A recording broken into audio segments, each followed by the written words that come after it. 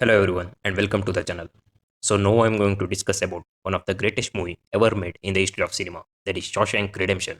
If you take top 250 movies in the IMDb list, or if you search best movies in IMDb, and I'm damn sure that this movie will definitely tops the list. When I was first into watching this kind of classic movies, I used to feel bored, but after watching this movie, I got the actual meaning of the cinema. Movie plot.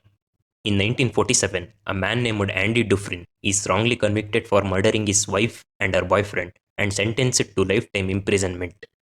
In jail, he meets Red and they develop a beautiful bond between them. In prison, Red had very high contacts where he used to deal some blankets, soaps, and other necessary items with fellow inmates in the prison. As friendship bond between Andy and Red becomes deeper, and one day Andy and Red were working together in the field. Andy asks Red that he needs rock hammer, alabaster, and soapstone. When Red asks Andy why you need these items, Andy replies that he has a habit of making chess pawn using stones, so he needs it. Red supplies whatever the material Andy was asked for. And one day he also asks for poster of Rita Hayworth with Red. Red, without denying, gives him Rita Hayworth poster. So Andy, before he was convicted for murder, he was a banker. So he knew every legal and illegal ways to save taxes and handling the black money. So the officers in the prison used to take his help and were able to save taxes and money, and gradually every officers in the prison started to take help of Andy and save their taxes and money. And prison warden was also used to do the scams, and illegally he was earning the money by using the prisoners. Warden accounts was also maintained by Andy, so he knew every dark secrets about Warden. Andy almost finishes 15 years of punishment.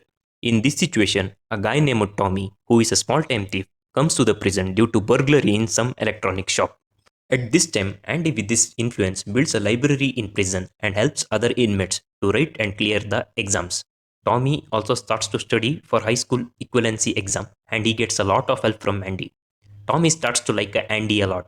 Tommy asks Red about the Andy's past, and Red narrates to Tommy that Andy was an investment banker and is falsely convicted for murdering his wife. Tommy gets shocked by hearing his past, and Tommy calls Andy and Red and he reveals a shocking truth. Tommy tells Andy that his previous cellmate, Elwood Blatch, told him about murdering banker's wife and her boyfriend during a burglary. And Elwood Blatch also told Tommy that innocent banker got charged for murder of his wife. Hearing this, Andy got shocked and he got hope for his innocence. Andy immediately meets Warden and asks him for his help of retrial of case. But Warden didn't want Andy to go out of the prison because he was scared that if Andy goes out of the prison, he might reveal the scams of the Warden to the outer world, so he opposes Andy's request of retrial of case. By hearing this, Andy gets angry and he shouts at Warden, and Warden puts Andy in solitary confinement for 2 weeks.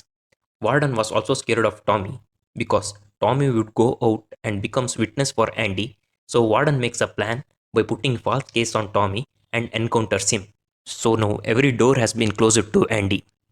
Andy, after 2 months, gets released from solitary confinement and meets Red and asks him to promise that if he ever go out of the prison, he would go to specific field near Buxton and find a rock with the glass buried underneath.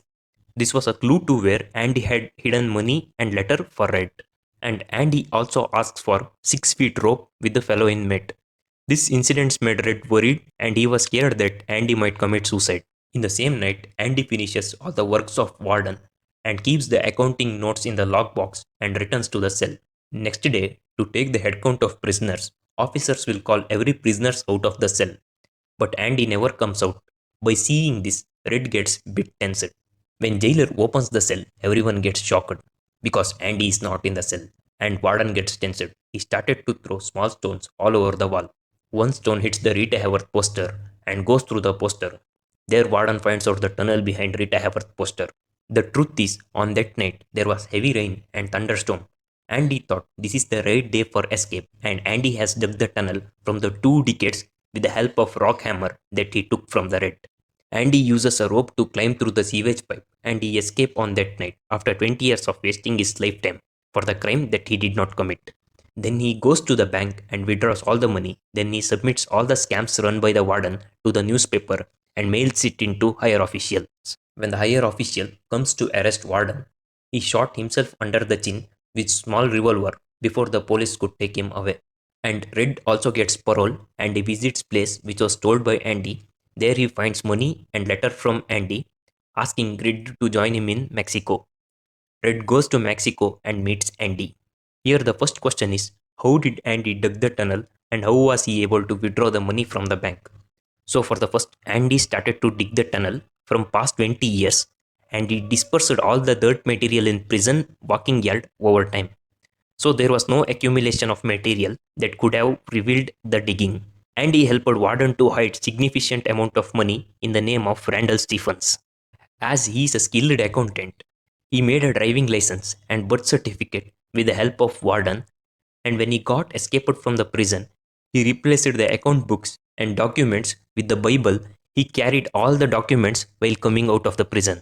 And then he used the name of Randall Stephens, where he had driving license and birth certificates of the same name, and withdraws money from various banks and eventually amassing a total of $375,000. Without action sequences and fighting sequences, this movie keeps you in the seat edge. This is definitely a timeless masterpiece. You need to watch it definitely once in a lifetime. I think hopefully you like the analysis. So this was it guys. Thank you.